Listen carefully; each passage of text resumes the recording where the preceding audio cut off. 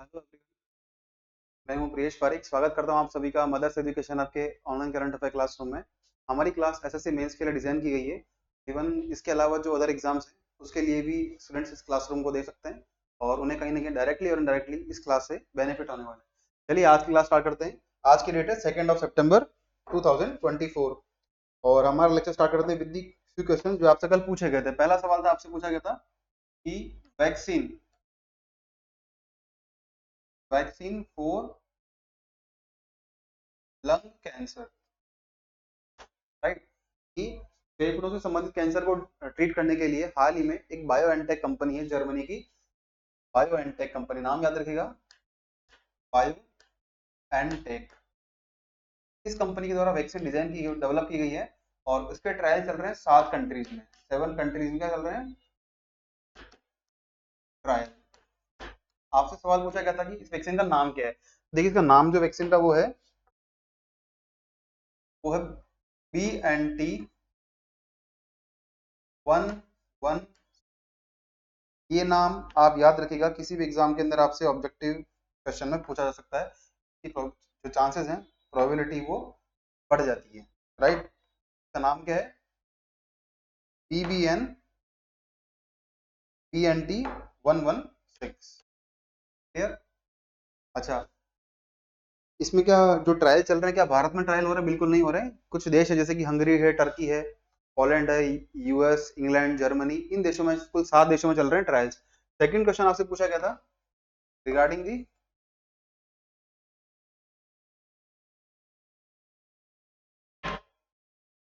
एक वेपन है, राइफल है, SIG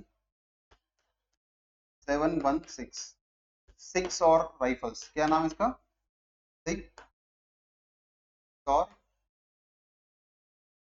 राइफल्स। आपसे पूछा गया था कि भारत जो है लगभग 73,000, कितनी, 73,000 ये राइफल्स खरीदने वाला है। और आपको पूछा गया था किस देश से, तो ध्यान रखिएगा ये है देश यूएसए। कौन सा देश है, यूनाइटेड स्टेट्स ऑफ अमेरिका, यानी अमेरिका से भारत जो है 73,000 राइफल्स खरीदने वाला है, जिसका नाम है सिक्स और इसके साथ ही भारत में कुल राइफल्स कितनी हो जाएगी, 1,45,000 के आसपास राइफल्स हो जाएगी।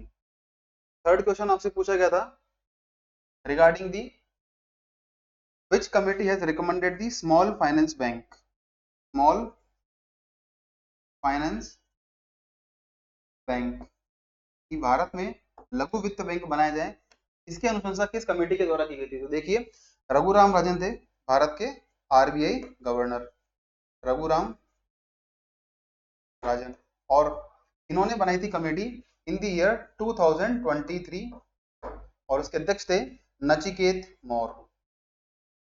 कौन थे, नचिकेत मौर्य की अध्यक्षता में कमेटी बनाई गई थी under the chairmanship of Nachiket Maurya,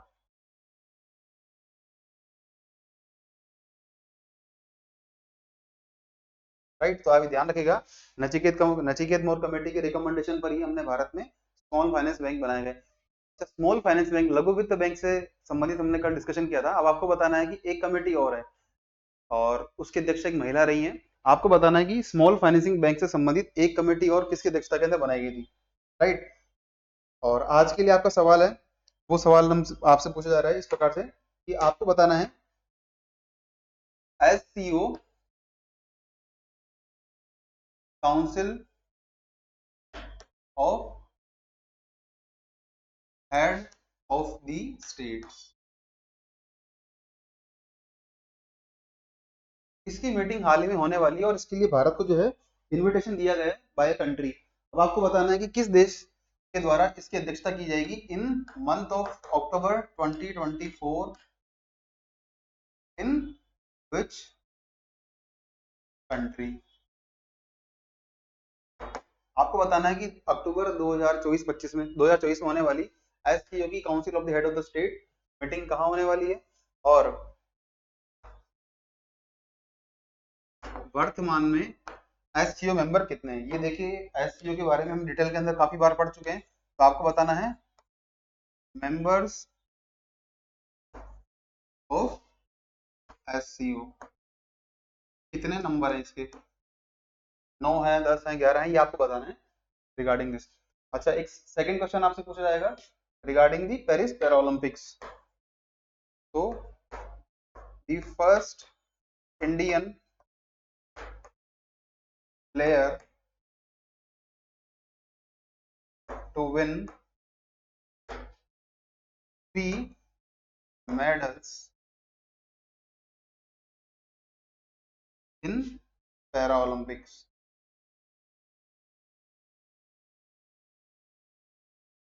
आप सभी जानते हैं कि हाल ही में पेरिस में ओलंपिक गेम खत्म हुए हैं, उसके बाद जो पैरा ओलंपिक गेम शुरू हुए हैं और इसमें भारत की ओर से 82 84 अराउंड एथलीट्स पार्टिसिपेट कर रहे हैं और ओपनिंग सेरेमनी में 52 एथलीट्स ने पार्टिसिपेट किया था which was initiated on the 28th of अगस्त और ये लास्ट होने वाला है 8 सितंबर को। तो आपको बताना है कि भारत के किस खिलाड़ी के द्वारा तीन पैरा ओलंपिक मेडल जो है अचीव किए गए हैं और एक महिला खिलाड़ी है। आपके लिए हिंट दिया जा रहा है। चलिए आज का लेक्चर स्टार्ट करते हैं विद द फर्स्ट क्वेश्चन जो है कि Moody's rating has raised it's real GDP growth projection for the India. एक मूडी संस्था है जो बताती है कि किसी देश की ग्रोथ नेक्स्ट ईयर में कितनी होने वाली जीडीपी ग्रोथ। तो भारत के लिए इसका अनुमान है। आपको बताना है इनमें से कौन सा ऑप्शन राइट ऑप्शन है। देखिए राइट ऑप्शन जो है वो ऑप्शन सी है 7.2%। क्या हुआ है, देखिए न्यूयॉर्क बेस्ड एक संस्था है जिसका नाम है मूडीज। ये ग्लोबल रेटिंग एजेंसी, क्या नाम है, वैश्विक रेटिंग संस्थान है जिसका बेसिक काम क्या है, अलग अलग देशों को उनकी जो ग्रोथ प्रोजेक्शन होती है जीडीपी यानी ग्रोस डोमेस्टिक प्रोडक्ट में कितनी ग्रोथ होने वाली अगले ये फाइनेंशियल ईयर में, उसके बारे में क्या करना, एक अनुमान लगाना। ये काम है इसका मूडीज ग्लोबल रेटिंग एजेंसी का। अब इसने क्या किया है, देखिए भारत के सरकार के द्वारा कुछ इनिशिएटिव लिए गए रिगार्डिंग दी इकोनॉमिक ग्रोथ। उसी के आधार पर इसने अपना जो जीडीपी ग्रोथ का प्रोजेक्शन है उसे रिवाइज किया। पहले इसके द्वारा कहा गया था कि ऑलमोस्ट 6.8% अराउंड ग्रोथ रह सकती है, बट इसने डिसाइड किया that India will grow by the 7.2% in the financial year 2024। और साथ ही साथ इसके द्वारा अनुमान लगाया गया कि 2025 के लिए भारत की ग्रोथ रहेगी 6.6%, यानी 2024 के लिए कितने रहने वाली है, फॉर द ईयर 2024 के लिए रहने वाली है 7.2% और 2025 के लिए अनुमान लगाया है 6.6%। ये कुछ फिगर है आपके लिए इंपॉर्टेंट है।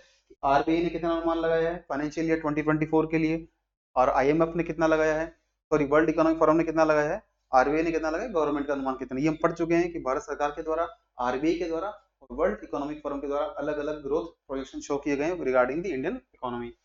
अच्छा नेक्स्ट हम बात करते हैं इसके बारे में कि इसमें क्या कहा गया है। इसमें ऐसा इसलिए बताया गया है कि भारत का जो परचेजिंग मैनेजर इंडेक्स है यानी क्रय प्रबंधक सूचकांक, ये पिछले एक साल से 60 मार्क्स यानी जो परचेजिंग मैनेजर इंडेक्स है इसकी रेंज है बिटवीन 0 to 100। और ऐसा कहा जाता है कि अगर इस सूचकांक के अंदर किसी देश का पीएमआई स्कोर 50 है तो मतलब वो स्टेबिलिटी है, वो न्यूट्रल है, ना तो उसमें ग्रोथ है ना डिक्लाइन है। वहीं अगर 50 प्लस है, if it is more than 50 points then it shows that the economy is growing with the rapid pace, और below 50 है मतलब कहीं ना कहीं इसकी जीडीपी ग्रोथ में प्रोजेक्शन डिक्लाइन देखने को मिलता है। क्लियर। तो ये बताता है परचेजिंग मैनेजर इंडेक्स के बारे में कि पिछले एक साल में पीएमआई जो है वो मोर देन 60 पॉइंट्स है। क्लियर। अच्छा इसके द्वारा इस रिपोर्ट में क्या बताया गया है, इसमें बताया गया है कि भारत का जो कैपिटल एक्सपेंडिचर है, हम पढ़ चुके हैं in the union budget, the discussion of the union budget, that there are two kind of expenditure, first is revenue expenditure, second is capital expenditure, capex जिसे कहते हैं शॉर्ट फॉर्म में। पूंजीगत व्यय क्या होता है, ऐसा व्यय जिसमें सरकार के द्वारा किसी परिसंपत्ति का निर्माण हो, कोई मशीनरी खरीदी जाए या इंफ्रास्ट्रक्चर यानी अवसंरचना निर्माण हो जिससे कि फर्दर एम्प्लॉयमेंट जनरेट हो और उससे अलग अलग प्रोडक्ट्स प्रोड्यूस किए जा सकें। तो कैपेक्स जो है कैपिटल एक्सपेंडिचर, ये सरकार के लिए फायदेमंद होता है बिकॉज इससे कोई ना कोई असेट्स यानी कोई परिसंपत्ति का निर्माण होता है, साथ ही साथ प्रोडक्शन के अंदर ये हेल्प करता है। तो इसमें क्या हुआ साथ ही साथ कि गवर्नमेंट के द्वारा जो इंफ्रास्ट्रक्चर स्पेंडिंग यानी अवसंरचना निर्माण पर सरकार का जो व्यय है वो भी बढ़ता हुआ दिख रहा है, और रिगार्डिंग और साथ ही साथ कैपिटल एक्सपेंडिचर पूंजीगत व्यय भी बढ़ता हुआ दिखता है। अब हमारे लिए ये बात तो इंपॉर्टेंट थी, अब हमारे लिए ज्यादा इंपॉर्टेंट क्या है, purchasing manager index PMI. PMI क्या होता है, देखिए एक प्रकार का इकोनॉमिक इंडिकेटर यानी आर्थिक सूचकांक है जो अनुमान लगाता है कि किसी इकोनॉमी के अंदर पिछले एक महीने में अलग अलग सेक्टर्स में कितनी ग्रोथ हुई है रिगार्डिंग दी, कि पहला उसमें की डिमांड कितनी, कितना प्रोडक्शन हुआ है, कितना रॉ मटेरियल कंजम्पशन हुआ है, के आधार पर बनता है परचेजिंग मैनेजर्स इंडेक्स। अब साफ पता पड़ रहा है परचेज यानी क्रय, कि अगर कोई किसी इकोनॉमी के अंदर अलग अलग कंपनीज जो है किस प्रकार से मार्केट में इकोनॉमिक परचेज करती हैं, चाहे वो प्रोडक्शन कंपनी हो या कोई और कंपनी हो, उस रिगार्डिंग इसका अनुमान लगाया जाता है। So it is a kind of economic indicator which is derived after monthly surveys. अलग अलग कंपनीज का सर्वे होता है, अराउंड 500 कंपनीज है भारत में, उनका सर्वे करके ये इंडेक्स जारी करता है। तो it measures the activity at the purchasing और इनपुट स्टेज। आप सभी जानते हैं हमारे पास एक इंडेक्स और है, index of industrial production, IIP. IIP के अंदर क्या है, ये बताता है आईआईपी पिछले समय में, पिछले एक महीने में कितना जो है क्या हुआ है कि प्रोडक्शन कितना हुआ है अलग अलग इंडस्ट्रीज में। जो आप जानते हैं कोर इंडस्ट्रीज हैं जिसमें कि refinery, electricity, steel, coal, crude oil, natural gas, fertiliser, इस प्रकार के अलग अलग 8 इंडस्ट्रीज है जो कि मोर देन 40% करती है कॉन्ट्रीब्यूट। क्लियर। तो जो आईपी बताता है प्रोडक्शन के रिगार्डिंग, और manager, purchasing manager index PM ये बताता है कि परचेज लेवल पर यानी इनपुट लेवल पर कितना एक्सपेंडिचर हुआ है, उस अकॉर्डिंग शो होता है कि भारत की इकोनॉमी, अर्थव्यवस्था है, ग्रो कर रही है या डिक्लाइन कर रही है। आई होप यहाँ तक क्लियर होगा, बिल्कुल लेमन टर्म्स में इसका इसका मतलब है। और it is very different from the industrial production, यानी हम पढ़ चुके हैं उद्योग जो उत्पाद बनाते हैं उससे डिफरेंट है, बिल्कुल सही बात हम पढ़ चुके हैं आईआईपी के बारे में। It is different from the IIP, index of industrial production. और लगभग भारत की 500 कंपनीज है, उनका डेटा लेता है। और it shows the trends in manufacturing यानी विनिर्माण क्षेत्र के अंदर, साथ साथ सर्विस यानी सेवा क्षेत्र के लिए भी ये डेटा जारी करता है, उनका आधार बनाकर ये इंडेक्स जारी होता है। अब भारत के लिए एमपीआई कौन करता है रिलीज, तो ध्यान रखिएगा ये कंपनी है S&P ग्लोबल, ये कंपनी है जो कि रेस्पॉन्सिबल है for release of the purchasing manager index for the India. हम पर सारा पढ़ चुके हैं कि इसकी रेंज कितनी है, 0 to 100। अगर मान लीजिए 0 से 50 के बीच में मतलब कॉन्ट्रैक्शन हुआ है, संकुचन हुआ अर्थव्यवस्था में, और 50 से अधिक का मतलब क्या, एक्सपेंशन यानी उसमें विस्तार हुआ है इकोनॉमिक एक्टिविटीज के अंदर, ये पढ़ चुके हैं। और अगर 50 है score, it means there is no change in the production level. I hope यहाँ तक क्लियर होगा। अब आपको बताना है कि एक भारत के अंदर वर्धमान बंदरगाह प्रोजेक्ट यानी वर्धमान पोर्ट प्रोजेक्ट जो है हाल ही में लॉन्च किया गया है, इसका शिलान्यास हुआ है, फाउंडेशन स्टोन ले किया गया है बाय दी और ऑनरेबल प्राइम मिनिस्टर। आपको बताना है किस स्टेट के अंदर वो सिचुएटेड है। देखिए महाराष्ट्र के पालघर में अवस्थित है ये वर्धमान पोर्ट प्रोजेक्ट। हम बात करते हैं इस पोर्ट के बारे में, तो हाल ही में प्राइम मिनिस्टर नरेंद्र मोदी जी के द्वारा वाधवन पोर्ट प्रोजेक्ट जो है महाराष्ट्र के पालघर में अभी रिसेंटली इसका फाउंडेशन स्टोन ले किया गया है, और यहाँ पर ये लगभग धनाऊ टाउन के पास है। और ध्यान रखिएगा ये भारत का one of the largest deep water port है। हम पढ़ चुके हैं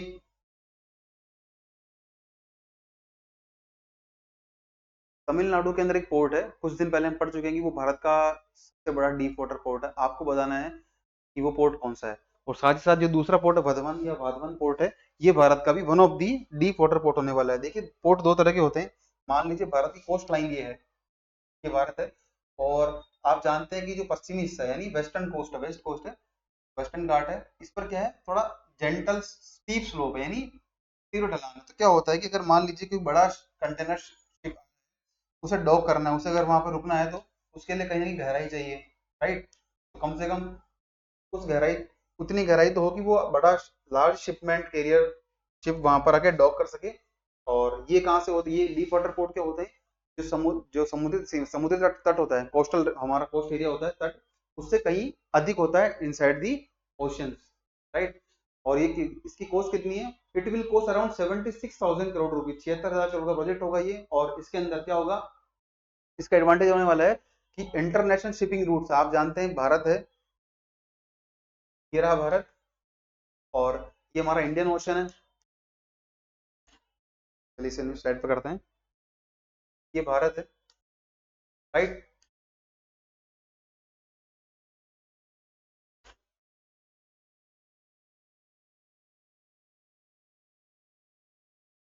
ये भारत है, ये है हमारा इंडियन ओशन,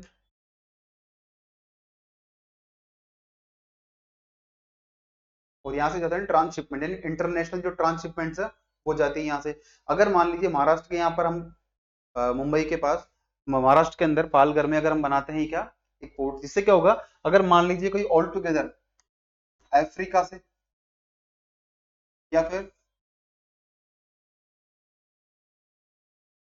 यूरोप से या फिर मिडिल ईस्ट से अगर कोई शिपमेंट आ रहा है जिसको ऑल टुगेदर जाना है, all together towards the Japan या फिर मान लीजिए फिलीपींस, तो उस केस में क्या होगा, अब एक बार में इतनी ट्रेवल जो है शिपमेंट शिप नहीं कर सकता है, तो उसे क्या होगा, एक प्लेस मिल जाएगा जहां पर ये आके पोर्ट पे आके अपना डॉक कर सकता है और रिफ्यूलिंग करना हो, रेस्ट करना हो, उस काम के लिए पर्पस पूरा करेगा हमारा वाधवन पोर्ट प्रोजेक्ट। क्लियर। लगभग इसमें 9 बनाए जाएंगे 1000 मीटर लंबे कंटेनर टर्मिनल्स, जहां पर क्या होगा, अलग अलग कंटेनर को क्या कर सकते हैं, लोडिंग और अनलोडिंग की जा सकती है। और ये भारत को अंतरराष्ट्रीय शिपिंग रूट्स में सहायता करने वाला है, साथ ही साथ ट्रांजिट टाइम यानी ट्रांजिट टाइम को रिड्यूस करेगा। अगर भारत को भी एक्सपोर्ट करना तो कहीं ना कहीं भारत को जो बड़े डीप वाटर पोर्ट है वहां तक अपना गुड्स भेजना पड़ता है, उसके बाद वहां से लोडिंग अनलोडिंग होती है, तो ये भारत के लिए भी हेल्पफुल होगा। इसमें क्या होगा, मल्टीपर्पज बर्थ होगी, लिक्विड कार्गो बर्थ होगी, रोरो बर्थ होगी और डेडिकेटेड कोस्ट गार्ड बर्थ। बिल्कुल ध्यान रखिएगा, अगर हम इस प्रकार का प्रोजेक्ट रन कर रहे हैं तो कहीं ना कहीं भारत का जो भारतीय तटरक्षक बल है, इंडियन कोस्ट गार्ड की स्थापना 1978 में हुई थी, तो कहीं ना कहीं उनको भी अगर मेरीटाइम सिक्योरिटी इंश्योर करनी है भारत के लिए, तो उनके लिए भी एक बर्थ डेडिकेटेड बर्थ बनाई जाएगी। अच्छा, इसमें क्या होगा, इससे एडवांटेज होने वाला है कि भारत का जो मेरीटाइम कनेक्टिविटी है, सामुद्रिक जो संबंध है, वो हम इंप्रूव करेंगे। साथ ही साथ अगर भारत में अधिक से अधिक मेजर पोर्ट्स होंगे, बड़े बड़े डीप वाटर पोर्ट होंगे, उससे क्या होगा, जो लार्ज कंटेनर शिप्स हैं, क्लियर, वो आके डॉक करेगी, उससे रेवेन्यू जनरेट होगा, टूरिज्म को ही बूस्ट मिलेगा। अब क्या होगा, जैसे ही वाधवन पोर्ट बन जाएगा, ये भारत का 13वां मेजर पोर्ट होगा, तो क्या होगा, India will become the one of the top 10 ports global. Clear. तो मतलब क्या होगा, ये विश्व का 10वां सबसे बड़ा पोर्ट बनने वाला है और लगभग ये 2030 तक कंप्लीट होगा। कब तक होगा, 2030 it will be completed by the 2030 है ये, 2030 तक ये प्रोजेक्ट कंप्लीट होने की संभावना बताई गई है। क्लियर। और कितनी कैपेसिटी होगी इसके, 298 million metric ton per annum capacity होगी। भले ही कैपेसिटी आपको याद ना रहे चलेगा, बट आपको बताना चाहिए लोकेशन क्या है।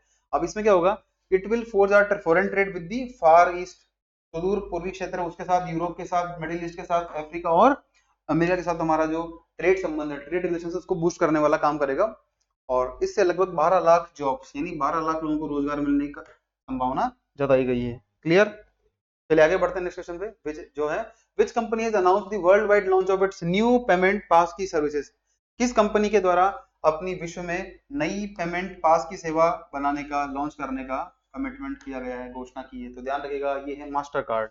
Option A is the correct answer. Master card जो है एक ग्लोबल टेक कंपनी है पेमेंट इंडस्ट्री के अंदर, यानी हम जानते हैं इस प्रकार से पेपल कंपनी है, इस प्रकार मास्टर कार्ड कंपनी है जो पेमेंट गेटवे प्रोवाइड करती है और अपने कार्ड भी जारी करती है। तो इसने लॉन्च किया है एक सिक्योर यानी सुरक्षित नॉन ओटीपी बेस्ड मेथड। यानी क्या होगा, अगर कोई व्यक्ति इसका यूज करते हुए, इस मेथड का यूज करते हुए पेमेंट करता है regarding any e commerce transaction और कोई भी बैंकिंग ट्रांजेक्शन हो, उसके लिए उसके पास ओटीपी नहीं आएगा, इवन क्या होगा, एक टोकन आएगा। टोकन ये समझ लीजिए, एक टर्म आती है टोकनाइजेशन, वो पढ़ने वाले हैं। टोकनाइजेशन क्या होता है, इसमें मेनली क्या होगा, इसमें होगा हमारा बायोमेट्रिक ऑथेंटिकेशन। क्या होगा, biometric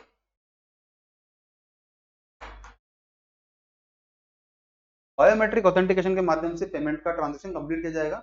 it will manage the online transaction. Working mechanism क्या है इसका, एक प्रकार का सिक्योर सुरक्षित नॉन ओटीपी बेस्ड मेथड है, जिसमें क्या होगा, अभी क्या होता है, अगर आप या मैं कोई पेमेंट करते हैं, हमें एक समय के लिए कुछ टाइम पीरियड के लिए ओटीपी आता है, वो ओटीपी इनपुट करने के बाद ही हम ट्रांजेक्शन कंप्लीट कर पाते हैं। अब इसमें क्या होगा, the service will use tokenization. देखिए वर्तमान में क्या है, हमारी जो बैंकिंग इन्फॉर्मेशन है, कि आपका मान लीजिए XYZ नाम है, आपका एड्रेस ये है, आपका अकाउंट नंबर ये है, आपका यूपीआई नंबर ये है, अगर ये किसी हैकर के पास चल जाए तो कहीं ना कहीं आपको नुकसान हो सकता है थ्रू दी साइबर फ्रॉड्स। लेकिन इसमें क्या होगा, जो भी सारी हमारी सेंसिटिव यानी सेंसिटिव इंफॉर्मेशन है, सेंसिटिव फाइनेंशियल इंफॉर्मेशन है, इसे कन्वर्ट किया जाएगा थ्रू दी एनक्रिप्शन। एनक्रिप्शन क्या होता है, कूट लेखन, जिसमें क्या होता है, किसी जानकारी को अलग कोड में, जैसे हो सकता है कि डॉलर हैश @ इस प्रकार के सिंबल्स में न्यूमेरिक फॉर्म के अंदर क्या होगा, उसे कन्वर्ट किया जाएगा, जिससे कि रीडेबल फॉर्मेट में ना हो, कि उसे हैकर जो है वो रीड ना कर पाए। इसे कहते हैं टोकनाइजेशन, यानी the sensitive financial information will be transformed with the secure encrypted token, जिसे कहा जाता है टोकनाइजेशन। यानी मान लीजिए आपका नाम XYZ है, आपका अकाउंट नंबर मान लीजिए 1 to 10 डिजिट्स में है, 1 2 3 4 5 6 7 लास्ट, और आप किसी पर्टिकुलर एड्रेस से बिलोंग करते हैं और आपका एनुअल ट्रांजेक्शन ये है, ये सारी हिस्ट्री जो बैंकिंग हिस्ट्री वो किसमें कन्वर्ट होगी, in the through the encryption in a token.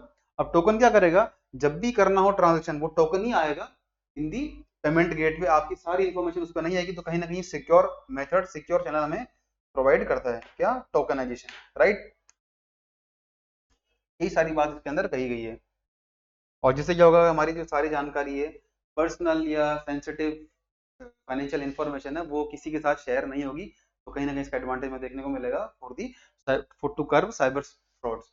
अच्छा, जब वाधवन पोर्ट की बात हुई तो आपको बताना है भारत में कुल कितने वृहद बंदरगाह, कितने प्रमुख बंदरगाह, मेजर पोर्ट्स कितने हैं। देखिए राइट आंसर इसका है ऑप्शन डी 12। कई जगह 13 भी है, 12 भी है, पर अब इसमें क्या है कि एक पोर्ट जो मिनिस्ट्री ऑफ शिपिंग की वेबसाइट, वहां पर 12 पोर्ट दिए गए हैं, 12 मेजर पोर्ट शो किए गए। तो हमने उसी को आधार बनाते हुए क्वेश्चन बनाया है कि भारत में वर्तमान में कितने हैं, 12 मेजर पोर्ट्स हैं और 200 non major port, 200 non major ports मतलब माइनर पोर्ट्स। लघु बंदरगाह है तो 200 हैं और बृहद बंदरगाह, प्रमुख बंदरगाह कितने हैं, 12 हैं। क्लियर। ये रहे यहाँ पर नाम इन पोर्ट्स के सभी के, कि चेन्नई पोर्ट तमिलनाडु में, कोचिन पोर्ट केरल में, दीनदयाल पोर्ट जिसे कांडला पोर्ट कहते हैं गुजरात में स्थित है, जवाहरलाल नेहरू पोर्ट मुंबई में है, और मुंबई पोर्ट, जवाहरलाल नेहरू पोर्ट जो है नवी मुंबई के अंदर है, नवी मुंबई में। पारादीप पोर्ट ओडिशा के अंदर है। श्यामा प्रसाद मुखर्जी पोर्ट जिसे कोलकाता के अंदर है, हुगली रिवर पर। कहाँ पर है ये, it is on Hooghly river. Next है मोरमुगांव पोर्ट जो गोवा के अंदर, मुंबई पोर्ट मुंबई में सीधा पता पड़ सकता है। एक न्यू मंगलोर पोर्ट है जो कर्नाटक के अंदर है। आंध्र प्रदेश में विशाखापट्टनम पोर्ट, और V O Chidambaram port, Chidambaranar port जो है तमिलनाडु में। देखिए आपसे पूछा गया था कि भारत के अंदर एक सबसे मदरशिप डॉक की थी, वो किस पोर्ट पे थी, तो वी ओ चिदम्बरनार पोर्ट है। ये भारत का वो पोर्ट है जहां पर पे वो शिपमेंट जो एक transship international transshipment international mothership जो है उसने डॉक किया था वी ओ चिदम्बरनार पोर्ट से, जो तमिलनाडु के अंदर अवस्थित है। चलिए थोड़ी बात करते हैं मेजर पोर्ट्स के बारे में, किस कानून के तहत ये रेगुलेट होते हैं। देखिए भारत में कितने हैं, 12 मेजर पोर्ट्स हैं, 200 200 नॉन मेजर पोर्ट है, माइनर पोर्ट्स हैं। अब जो मेजर पोर्ट्स हैं ये किसके क्षेत्राधिकार में आते हैं, so these are administered under the ministry of shipping, जहाज रानी मंत्रालय के अधीन ये कार्य करते हैं। और जो नॉन मेजर पोर्ट्स हैं यानी माइनर पोर्ट्स हैं, 200 माइनर पोर्ट्स हैं, ये करते हैं स्टेट मेरीटाइम बोर्ड्स, जो राज्य के मेरीटाइम बोर्ड्स हैं या फिर स्टेट गवर्नमेंट है उनकी गवर्नेंस में आते हैं कौन से, माइनर पोर्ट्स। अच्छा, जो 12 मेजर पोर्ट्स हैं, the 12 major ports are governed under the major port trust act 1963, 1963 के अधिनियम के तहत 12 मेजर पोर्ट्स को रेगुलर एडमिनिस्टर किया जाता है। और नॉन मेजर पोर्ट्स या कह लें माइनर पोर्ट्स, ये होते हैं these are governed under the Indian ports act 1908, 1908 के भारतीय बंदरगाह अधिनियम के तहत जो है लघु बंदरगाह या माइनर पोर्ट्स को हम करते हैं, गवर्न करते हैं। क्लियर। नेक्स्ट हम बात करते हैं कि बंदरगाह इतने इंपॉर्टेंट क्यों है फॉर दी इंडिया। तो देखिए around 90% of the export import, अगर वॉल्यूम की बात करें मात्रा के हिसाब से, तो 90% by volume India export import cargo are carried through the ports. Clear. बंदरगाह के माध्यम से लगभग कुल मात्रा का 90% जो है एक्सपोर्ट इंपोर्ट करते हैं बंदरगाहों से, और उनकी कुल वैल्यू है हमारे एक्सपोर्ट इंपोर्ट में 70%। यानी अगर हम कीमत की बात करें, मूल्य की बात करें तो 70% है, मात्रा की बात करें तो 90% हमारा जो इंपोर्ट एक्सपोर्ट आयात निर्यात है वो कहां से होता है, थ्रू दी पोर्ट्स। क्लियर। चलिए नेक्स्ट हम बात करते हैं, prime minister Shri Narendra Modi inaugurates and lays foundation stone of how many fisheries project. यानी भारत में कुल कितने मत्स्य पालन परियोजनाओं का उद्घाटन हाल ही में प्रधानमंत्री मोदी के द्वारा किया गया है, जिनकी कुल लागत है 1560 करोड़ रुपए। तो राइट आंसर इसका है ऑप्शन सी, दैट इज 220, यानी 218 प्रोजेक्ट्स हैं, उनका शिलान्यास हाल ही में किया गया है। अब थोड़ी हम बात करेंगे फिशरीज सेक्टर के बारे में, और इन जो प्रोजेक्ट लॉन्च किए गए हैं इसके बारे में क्या इनिशिएटिव की बात करते हैं। तो भारत जो है विश्व का सबसे बड़ा सेकेंड लार्जेस्ट, दूसरा सबसे बड़ा फिश प्रोड्यूसिंग कंट्री, यानी मत्स्य उत्पादक देश है भारत, विश्व का सेकंड। भारत विश्व का दूसरा सबसे बड़ा मत्स्य उत्पादक देश है। और साथ ही साथ अगर हम बात करें कि कितना प्रोडक्शन हुआ है, तो 2014 की तुलना में हमने हमारा फिश प्रोडक्शन यानी कितना किया है, जस्ट डबल कर लिया, ऑलमोस्ट 170 लाख टन, यानी 170 लाख टन का उत्पादन कर रहे हैं पर ईयर, जो कि पहले था around 80 lakh ton. Fish production देखा जाए तो पिछले एक दशक में कितना बढ़ा है, 2 गुना हो चुका है। एक हमारे पास स्कीम है प्रधानमंत्री मत्स्य संपदा योजना, पीएम प्रधानमंत्री मत्स्य संपदा योजना PMSSY। इस योजना का उद्देश्य क्या है? फिशरी सेक्टर के अंदर अलग अलग इनिशिएटिव के माध्यम से फिश प्रोडक्शन को बढ़ाना, साथ ही साथ भारत से होने वाले मत्स्य निर्यात को बढ़ावा देना। भारत कम से कम 100 से अधिक देशों को जो है फिश एक्सपोर्ट भी करते हैं। तो ध्यान रखिएगा, हमारे जो union minister of fisheries animal husbandry dairying कौन है? श्री राजीव रंजन सिंह जी या एलियास या उर्फ लल्लन सिंह है। भारत के कौन है? मत्स्य मंत्रालय के मंत्री हैं। कौन है?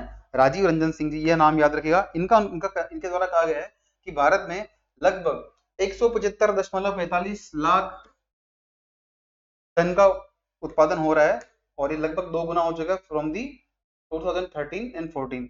अब हम बात करें भारत का मत्स्य निर्यात यानी फिश एक्सपोर्ट, ये भी बढ़ा है, ये लगभग डबल हो चुका है। लगभग 60,000 करोड़ का एक्सपोर्ट हम कर रहे हैं फिशरीज का पर ईयर। ये हमारे लिए अच्छी बात है कि हम कहीं ना कहीं ग्लोबली देखा जाए तो फिशरीज को एक्सपोर्ट कर रहे हैं, तो रेवेन्यू जनरेट हो रहा है, भारत का ग्लोबल स्टेचर भी से इंक्रीज हो रहा है। लगभग हम क्या करते हैं, 123 देशों को फिशरीज जो प्रोडक्ट है फिश है वो एक्सपोर्ट करते हैं। भारत की ओर से सबसे बड़ा आयात करने वाला देश कौन सा है? यूनाइटेड स्टेट्स ऑफ अमेरिका यानी यूएसए, जो भारत से सर्वाधिक मछली का आयात करता है, मछलियों का। श्रिम्प की बात करें, झींगे की, श्रिम्प क्या है? एक मरीन रिसोर्स है, इस समुद्री संसाधन श्रिम्प को हम निर्यात करते हैं और इसका एक्सपोर्ट भी अब तक क्या हो चुका है? डबल हो चुका है। It has been multi increase by the 2 times. इसका श्रिम्प झींगे का निर्यात बढ़ चुका है।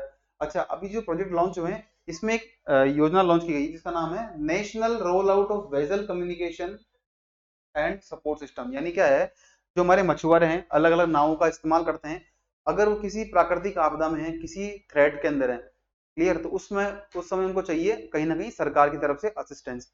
उसी को कैरी आउट करने के लिए, उसी को इंश्योर करने के लिए सरकार ने कहा है the government will install 1 lakh transponders on vessels which have been carried by the fisherman. यानी मछुआरों के द्वारा जो 1 लाख जो नाव इस्तेमाल होती है उसमें लगभग 1 लाख ट्रांसपोंडर इस्तेमाल किए जाएंगे, जिनका बेसिक काम क्या होगा? They will provide all weather connectivity whether it is a, और किसको किस कंडीशन मिलेगा? चाहे प्राकृतिक आपदा हो या कोई आपातकाल हो, क्लाइमेट और साइक्लोन्स की कंडीशन हो, या कोई अनटोवर्ड इंसिडेंट मतलब एक अप्रत्याशित घटना की संभावना अगर हो, उस केस में क्या करेंगे? ये अपनी फैमिलीज के साथ, बोट ओनर्स यानी जो नाव के मालिक हैं उनके साथ, फिशरीज डिपार्टमेंट यानी मत्स्य विभाग के साथ साथ ही साथ भारत का जो तटरक्षक बल है इंडियन कोस्ट गार्ड, उनके साथ कर सकते हैं कम्युनिकेट। क्लियर? मतलब क्या है, नावों के अंदर लगभग 1 लाख ट्रांसपोंडर लगाए जाएंगे, जिसका बेसिक उद्देश्य है, जिसका बेसिक एम है कि जो हमारे मछुआरे हैं उनको हर टाइम सिक्योर कर पाए, चाहे वो प्राकृतिक आपदा के संबंध में हो या किसी प्रकार की इमरजेंसी आपातकाल की कंडीशन हो या फिर कोई थ्रेट मिला हो उन्हें, ताकि उनकी हम सिक्योरिटी इंश्योर कर पाए। ये सरकार का लक्ष्य है। नेक्स्ट हम बात करते हैं क्वेश्चन की, जो है which department has recently launched E dispute resolution scheme. यानी हाल ही में किस विभाग के द्वारा ई विवाद समाधान योजना EDRS 2022 को लॉन्च किया गया है? देखिए आपके सामने 4 नाम है। Central board of direct taxes, central pollution control board, केंद्रीय प्रदूषण नियंत्रण बोर्ड, तीसरा है डिपार्टमेंट ऑफ कंज्यूमर अफेयर यानी उपभोक्ता मामला विभाग, फोर्थ है department of personal and training यानी कार्मिक एवं प्रशिक्षण विभाग। तो देखिए राइट आंसर जो इसका है वो पहला है, इसका संबंध हमारे इनकम टैक्स से। किससे है? इनकम टैक्स के जो डिस्प्यूट्स हैं उनसे संबंध इसका स्कीम का।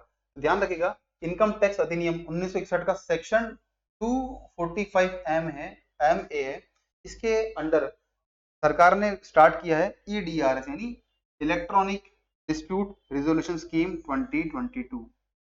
का बेसिक ऑब्जेक्टिव क्या है कि जो इनकम टैक्स से संबंधित यानी आय कर से संबंधित जो भी लिटिगेशन यानी जो भी अपील की जाती हैं उनको तय समय पर रिजोल्व करना, साथ ही साथ to provide relief to eligible tax payer यानी जो योग्य करदाता हैं उनको क्या करना? राहत प्रदान करना। ये किसका लक्ष्य है? EDRS स्कीम, जो EDRS 2022 स्कीम का। क्लियर?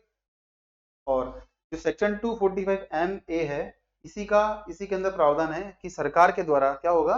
डिस्प्यूट रिजोल्यूशन कमेटी यानी DRC विवाद निपटान समितियों का गठन भी किया जाएगा। इस सरकार की जिम्मेदारी है that the government will establish dispute resolution committee under the section 245 MA of the income tax act of 1961। Clear? अच्छा, अब क्या है कि इसमें कौन अपील करेगा? तो ऐसे करदाता जो कुछ निश्चित शर्तों को पूरा करते हैं। The tax payers which fulfill or meet certain conditions which have been specified under the section 245 MA of the Income Tax Act can apply for the dispute resolution। अच्छा, अगर ऐसा तो क्या आप और मैं इसमें अप्लाई कर सकते हैं? तो देखिए इसमें कर सकते हैं, लेकिन शर्त क्या होनी चाहिए? शर्त ये होना चाहिए जो डिस्प्यूटेड अमाउंट है, यानी विवादित जो राशि है उसकी मात्रा कितनी हो? लेस देन 10 लाख रुपए, यानी 10 लाख से कम का मैटर हो, 10 लाख रुपए से कम का विवाद हो। आज जो टैक्स पेयर यानी करदाता है उसकी वार्षिक आय कितनी होनी चाहिए? बिलो ₹50 लाख, यानी जिस वर्ष के लिए करदाता जो टैक्स पेयर है वो केस फाइल कर रहा है उस वर्ष उसकी एनुअल इनकम कितनी कम हो? 50 लाख से कम हो, तो वो इसके लिए योग्य रहेगा। राइट, मतलब एक आम आदमी भी इसमें केस फाइल कर पाएगा। डीआरसी होगा, dispute resolution committee, dispute resolution committee यानी विवाद निपटान समितियां। ये क्या होगी? भारत के अंदर 18 क्षेत्रों में स्थापित की गई। कितने? In all 18 regions across the country. और इसमें क्या होगा? They are required to decide within 6 months, यानी 6 महीने में इन सभी समितियों के द्वारा 6 महीने में केस का निपटारा करना आवश्यक है। 3 शर्तें हैं। पहला है कि जो डिस्प्यूट है उसकी कुल वैल्यू कितनी हो? 10 लाख रुपए से कम हो, और जो व्यक्ति यानी करदाता है, टैक्स पेयर है, उसकी एनुअल इनकम कितनी हो? 50 लाख से कम हो। वहीं डीआरसी यानी डिस्प्यूट रेजोल्यूशन कमेटी के ऊपर क्या बाउंडेशन है कि उन्हें उस विवाद का निपटान 6 महीने के अंदर करना पड़ेगा after the case filing.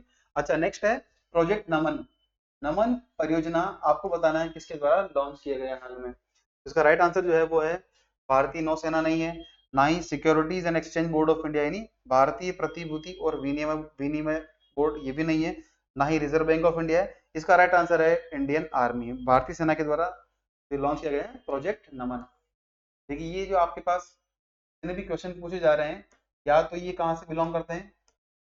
Press information bureau से, या किसी मंत्रालय की वेबसाइट से, मिनिस्ट्रियल वेबसाइट्स और न्यूज़पेपर से। अब कौन कौन समाचार पत्र है? तो देखिए इंडियन एक्सप्रेस है, Indian express, financial express, times of India और बिजनेस स्टैंडर्ड। ये कुछ मेजर हमारे पास न्यूज़पेपर के सोर्स है जिनसे क्वेश्चन लिए गए हैं। तो आप इनकी ऑथेंटिसिटी के बारे में बिल्कुल श्योर रहेगा कि आपके साथ गलत डाटा शेयर नहीं किया जाएगा। राइट, तो हम बात करते हैं प्रोजेक्ट नमन की, जो लॉन्च किया गया बाय द इंडियन आर्मी। और इसका पहला फेज यानी पहला चरण इंडियन आर्मी के द्वारा लॉन्च किया गया है। इसका बेसिक उद्देश्य क्या है, यानी मूल उद्देश्य क्या है? To provide dedicated support and services to the defence pensioner, यानी जो हमारा रक्षा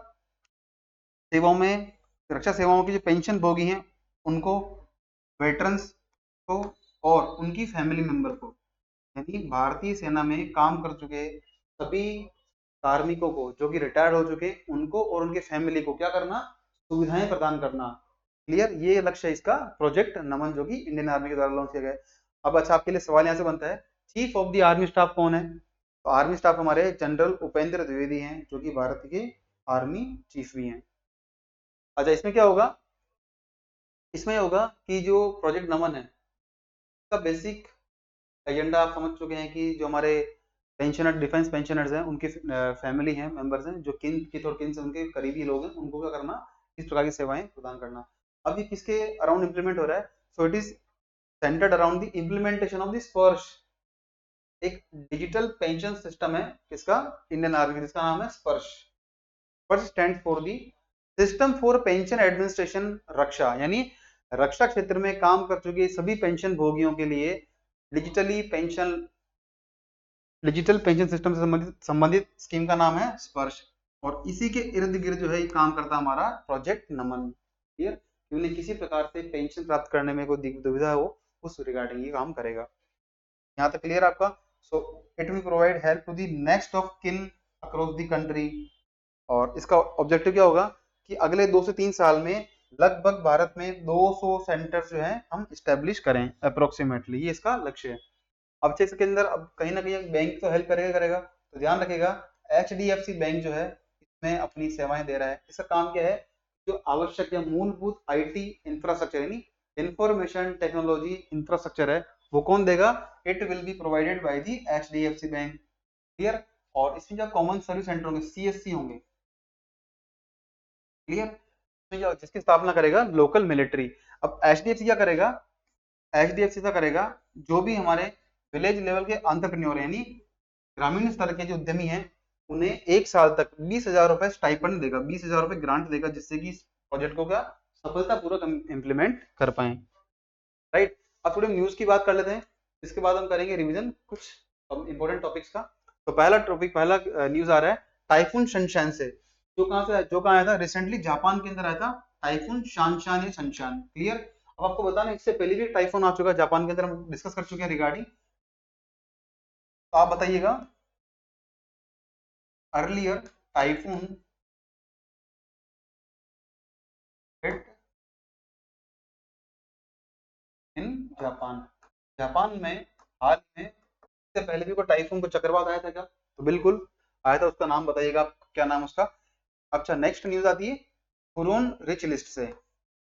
देखिए भारत के अंदर सबसे महंगे, सबसे रिचेस्ट स्टेट कौन से हैं, रिचेस्ट व्यक्ति, सबसे अमीर व्यक्ति कौन है, या रिचेस्ट सिटी यानी सबसे अमीर शहर कौन से, उनकी लिस्ट जारी होती हुरोन इंडिया के माध्यम से बताया गया है कि भारत में सबसे जो रिचेस्ट, सबसे अमीर शहर कौन कौन से। तो पहला मुंबई, सेकंड है न्यू दिल्ली, नई दिल्ली, तीसरा हैदराबाद है, और चौथा है बेंगलुरु। ये शहर है, ये आप याद रखिएगा सीक्वेंस के अंदर ही।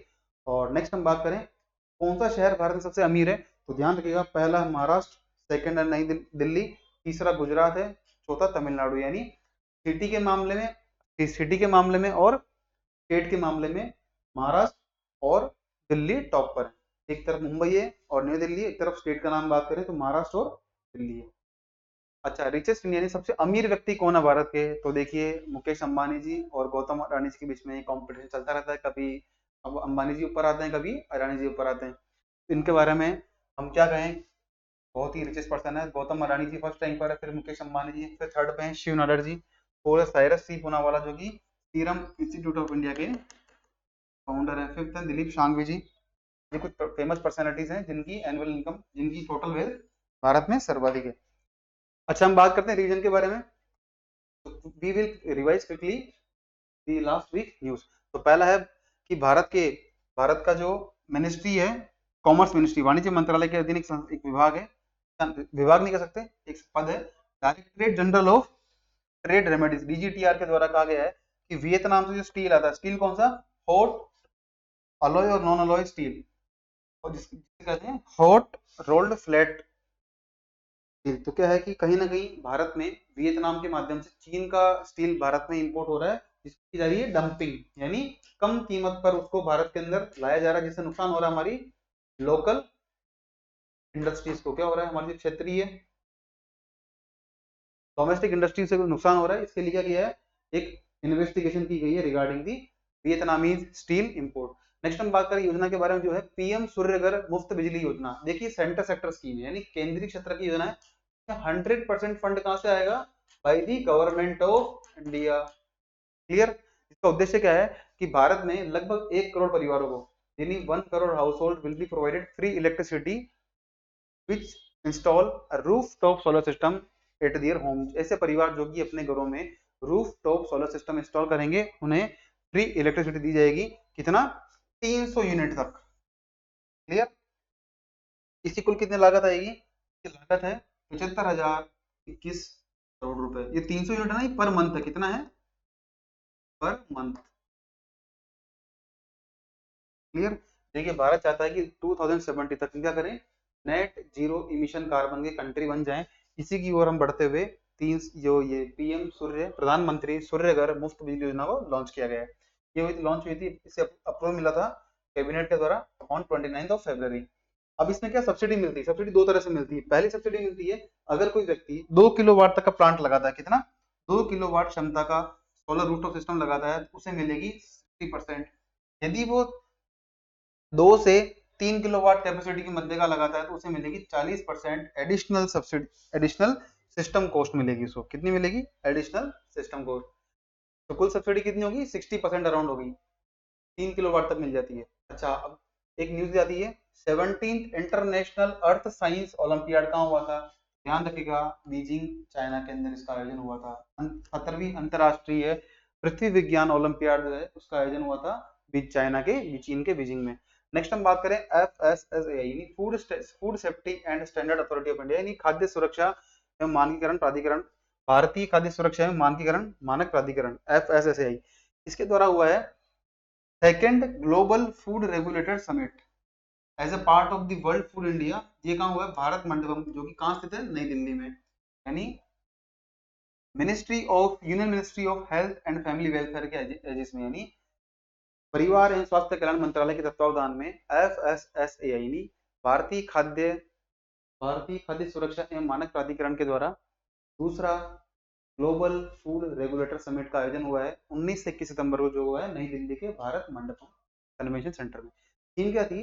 The collaborative approach on strengthening food safety and regulatory framework, यानी क्या करना?